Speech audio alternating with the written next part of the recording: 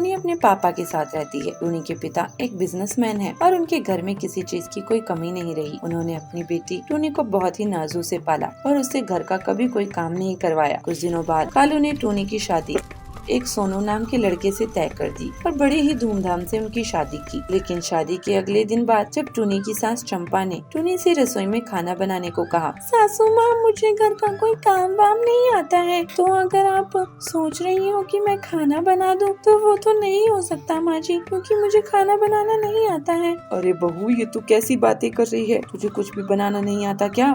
नहीं माँ जी, हमारे घर में तो मुझे कभी कोई काम करने की जरूरत ही नहीं पड़ी। हमारे घर में तो बहुत नौकर थे, वही सारा काम कर लिया करते थे। अरे फिर तू खाना नहीं बनाएगी तो कौन बनाएगा? तभी चंपा की बेटी लूसी आती है और वो कहती है, अरे कोई बात नहीं माँ, मैं भाभी को खाना बनाना सिखा दूंगी। हाँ बेटी, तू ही इसे सिखा दे, नहीं तो मेरे सर में बहुत तेज दर्द हो रहा है। चंपा ऐसा कहकर वहाँ से चली जाती है और लूसी अपनी भाभी टूनी को खाना बनाना सिखाती है। टूनी भी खाना बनाना सीख जाती है, पर एक काम उससे अभी भी गलत ही होता है और वो है रोटी बनाना। टूनी जितनी बार भी कोशिश कर ले उसकी रोटी जली हुई ही बनती है। ऐसे ही कुछ दिन बीत जाते हैं। फिर एक दिन घर में कुछ मेहमान आते हैं और चंपा अपनी बहू टूनी से मेहमानों के लिए खाना बनाने को कहती है। उस दिन लूसी कॉलेज गई हुई थी, इसलिए सब कुछ टूनी को अकेले ही करना पड़ता है। हे भगवान, ये किस मुसीबत में फंस गई मैं? ये रोटियां तो इतनी जली हुई हैं, माँ जी जरूर गुस्सा करेंगी। टूनी बाहर ले जाकर उन सभी को खाना देती है, लेकिन जब चंपा की नजर उन जली भुनी रोटियों पर पड़ती है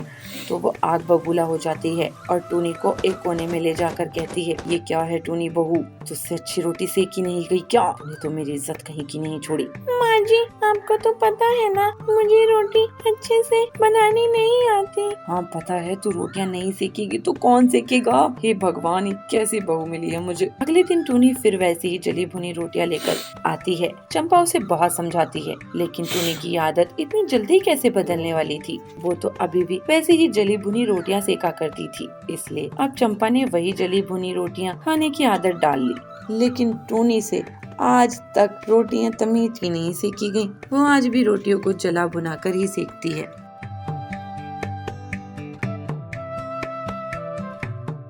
मणिपुर के छोटे से जंगल में एक बंटी कबूतर एक सुनार की दुकान में काम करता था। उसका मालिक कड़क सेठ बहुत ही लालची और कंजूस था। इसके साथ वो हर किसी पर शक किया करता था। उसकी दुकान में बंटी बहुत सालों से काम करता था, लेकिन हर रोज दुकान बंद करने से पहले कड़क बंटी की तलाशी करवाता था। लेकिन बंटी कभी भी बुरा नहीं मानता था। वो शिवजी का भक्त था। कड़क सेठ कहता है, बंटी, अब से त्योहार और शादियों का सीजन शुरू होने वाला है।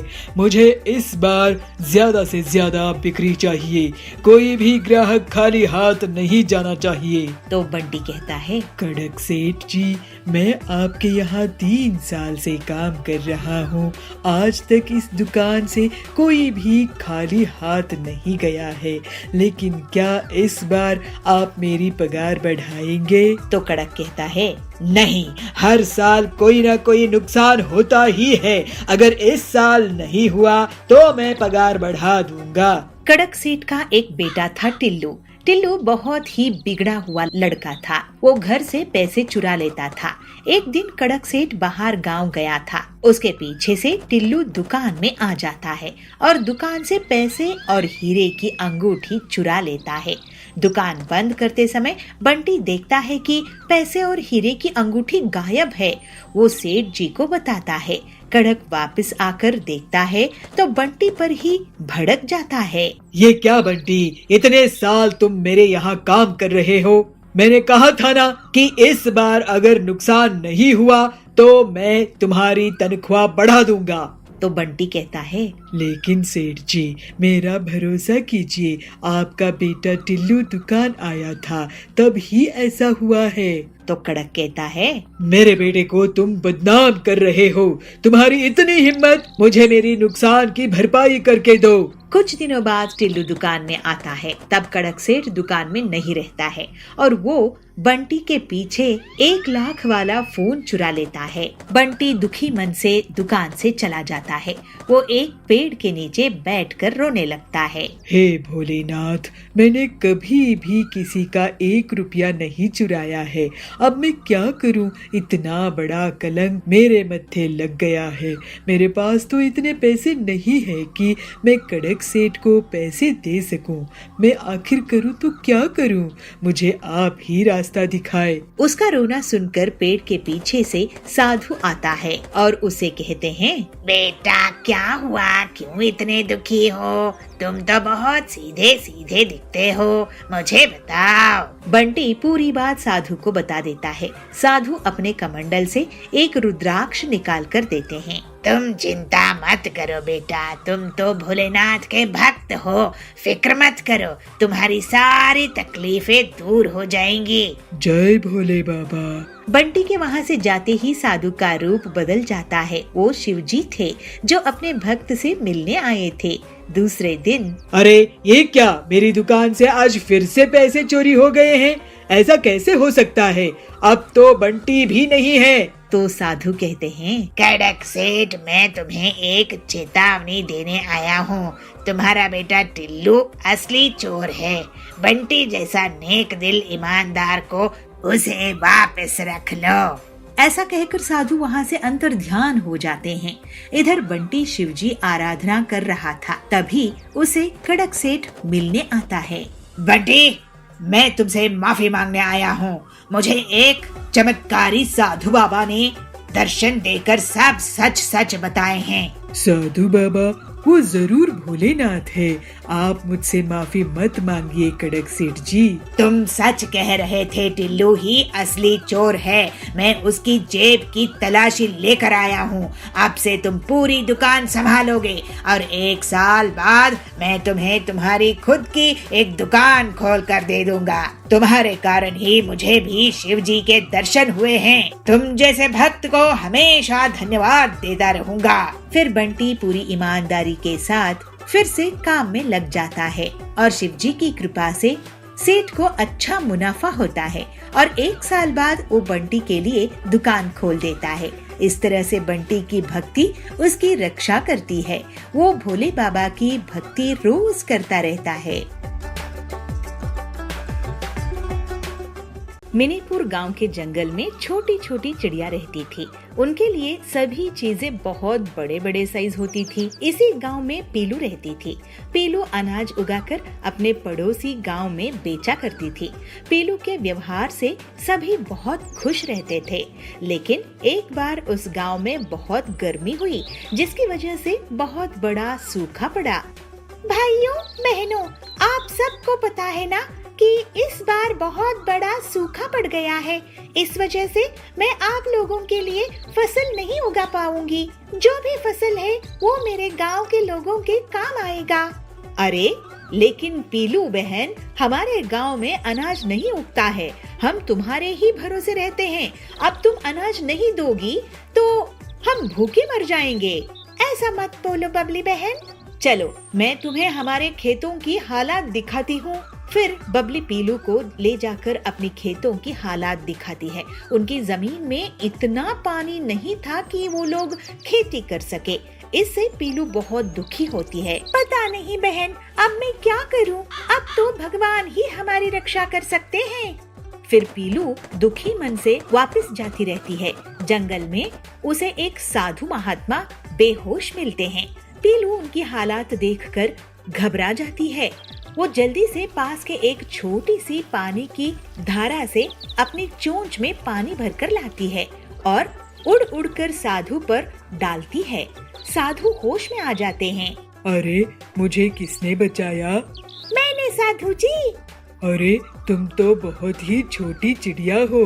तुम्हारी हिम्मत की मैं दाद देता हूँ। नहीं साधु जी, मदद करना तो मेरा फर्ज था। तुमने मेरी जान बचाई है। मैं इस धूप में बेहोश हो गया था। मांगो बेटी, क्या मांगना चाहती हो? मिनीपुर गांव में सूखा आया है। आप मुझे ऐसा वरदान दी कि मैं नन्ही भूखी चिड़ियों की मदद कर सकूं।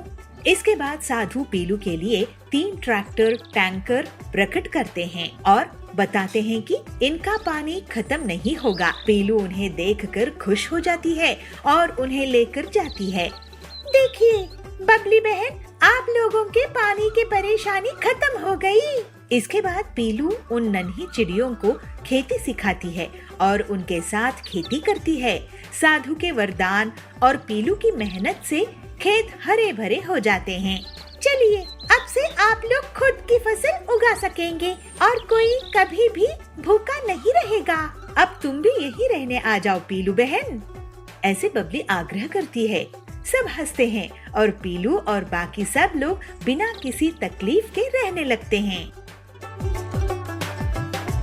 जयपुर के जंगल में पीलू चिड़िया रहती थी। पीलू भगवान श्री राम की बहुत दिल से भक्ति करती थी। वो मेहनत करके अनाज बेचा करती थी। उसकी दुकान के सामने कालू भी अनाज की दुकान चलाता था। कालू बहुत मिलावट करके अनाज बेचता था। सस्ते दाम होने की वजह से उसकी दुकान में भीड़ रहती थी, लेकिन पीलू बिना मिलावट के ही अनाज बेचती थी। उसकी दुकान में बबली सेठानी आती है। पीलू, मुझे 5 बोरी जानवल, 2 बोरी गेहूँ और 1 बोरी दाल चाहिए। मेरे घर में मेहमान आने वाले हैं। तो पीलू कहती है, जी बबली सेठानी जी, मैं आपका ऑर्डर पूरा कर दूंगी। बहुत अच्छी बात है पीलू, तुम ये एडवांस रख लो और कल सारा अनाज घर भिजवा देना। तो कालू कहता है, बबली सेठानी जी, आप तो मुझसे अनाज लेती थी, इस बार इस छोटी सी दुकान वाली को आप ऑर्डर क्यों दे रही है? आप तो सेठानी है, आपको मेरे जैसे बड़े कारोबारी को दाम देना चाहिए। तो बबली कहती है, नहीं कालू जी भैया, मुझे तो पीलू के अनाज पर भरोसा है। आपके यहाँ से कंकर पत्थर निकलते हैं। आपकी दुकान बड़ी है, लेकिन क्वालिटी पीलू देती है। धन्यवाद बबली मैडम, ये तो श्री राम जी की दया है। ये सुनकर कालू पीलू से और भी जलने लगता है। वो सोचता है, ये पीलू जब तक बिना मिलावट के अनाज बेचती रहेगी, तब तक ये मेरे लिए खतरा रहेगी। इसके अनाज में भी मिलावट करना पड़ेगा, फिर चाहिए इसकी दुकान बंद पड़ जाए। पीलू सुबह उठकर श्री रामचंद्र जी की भक्ति करती है, उनकी आरती उतारती है, फूल अर्पित करती है और फिर बबली का ऑर्डर पूरा करने के लिए अनाज लेने के लिए जाती है। आज वापस आकर प्रभु को खीर का भोग लगाऊंगी। पीलू दिन भर बबली के ऑर्डर के अनाज इकट्ठा करती है और रात में आकर उसकी पैकिंग करती है। कालू इंतजार में बैठा रहता है कि किस तरह से पीलू के सोने के बाद वो उसके घर में घुसे। बबली मैडम के ऑर्डर में मैं ऐसे ऐसे कंकर पत्थर मिलाऊंगा कि पीलू की दुकान ही बंद करवा देनी पड़ेगी। पीलू घर में राम जी को खीर का भोग लगाती है। उन्हें आरती करने के बाद खाना खा के सो जाती है। कालू उसके घर में घुस आता है। फिर वो अनाज के अलग अलग बोरियों में बहुत सारे पत्थर कंकर मिलाने लगता है और भाग जाता है। उसके जाने के बाद वहाँ प्रभु श्री रामचंद्र जी प्रकट होते हैं। उनके साथ सीता जी भी होती है और तभी पीलू की नींद खुल जाती है। प्रभु आप, माँ सीता, आपके और प्रभु के दर्शन हो गए। जय हो आपकी,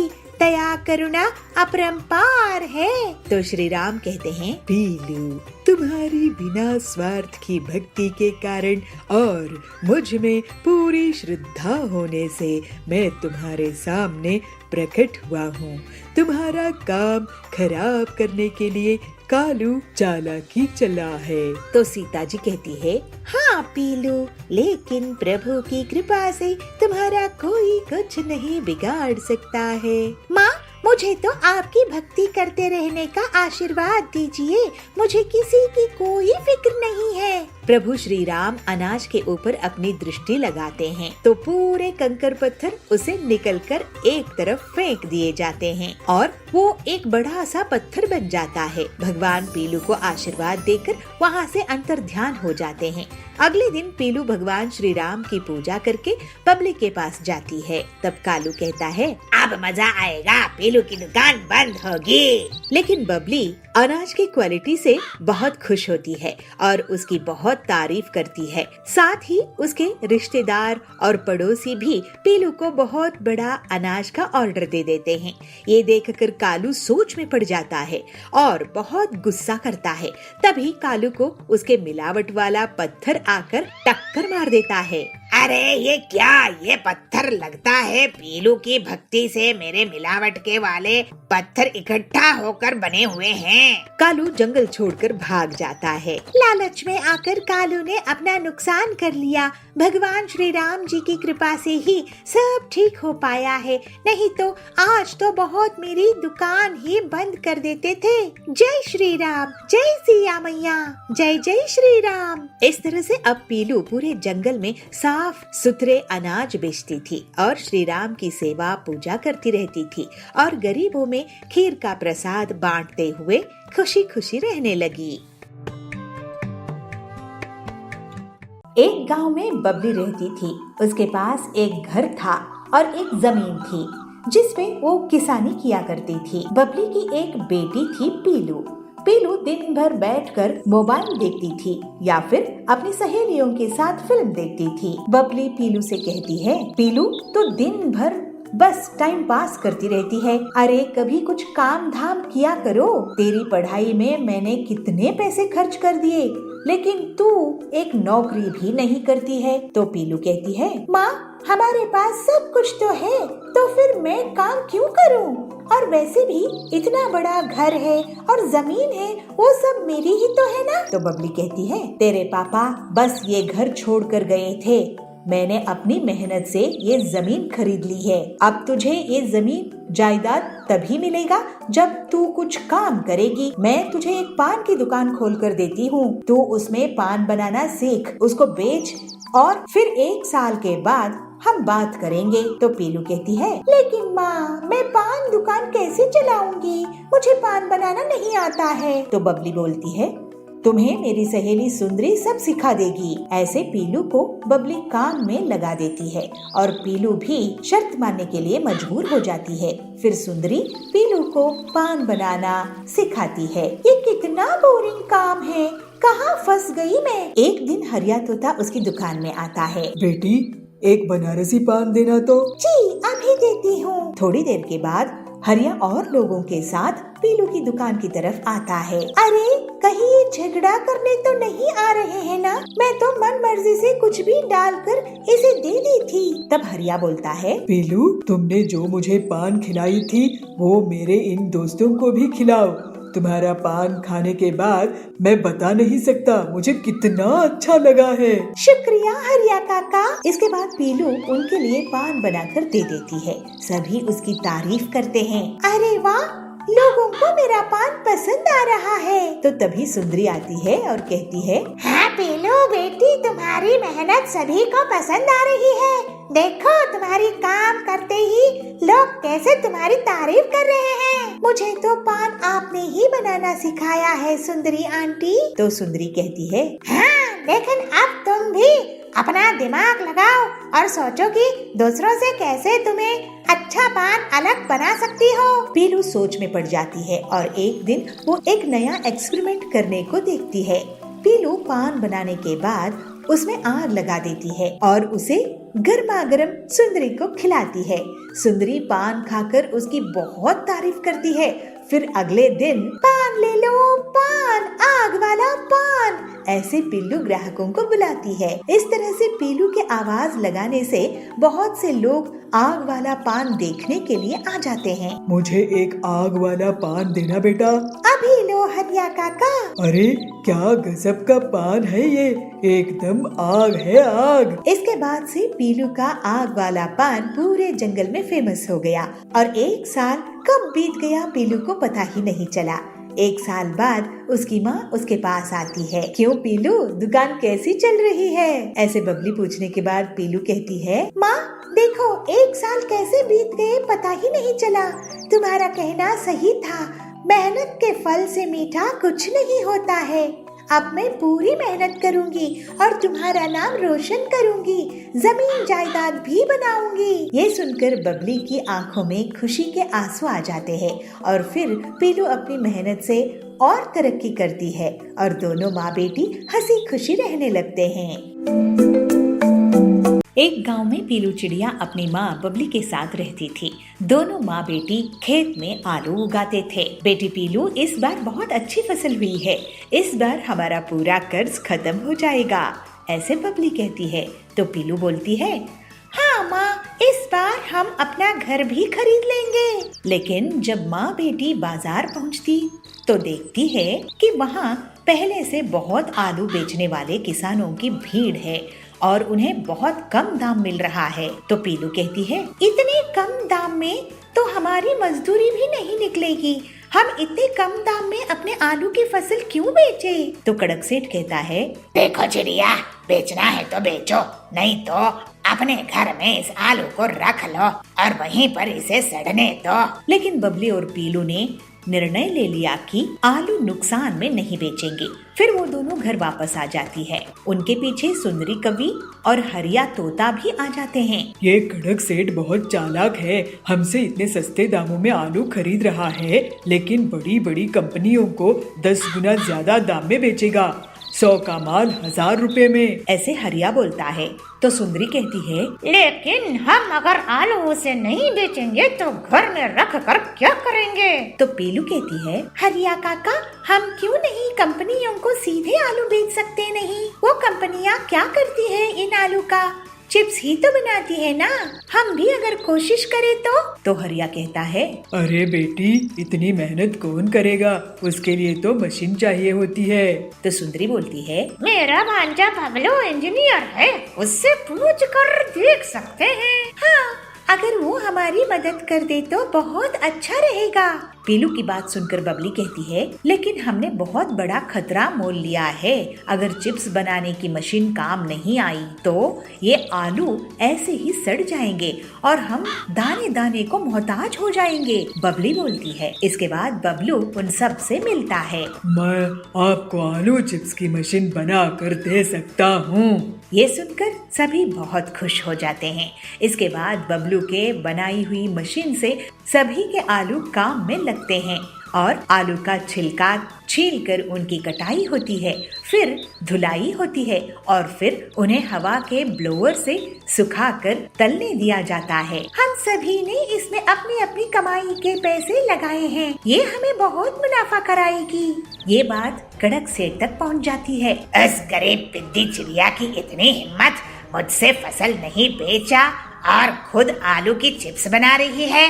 मैं उसकी मशीन में आग लगा दूंगा, फिर देखता हूँ क्या करेगी। उस रात कड़क सेठ अपने आदमियों के साथ पीलू की मशीन को जलाने के लिए जाता है।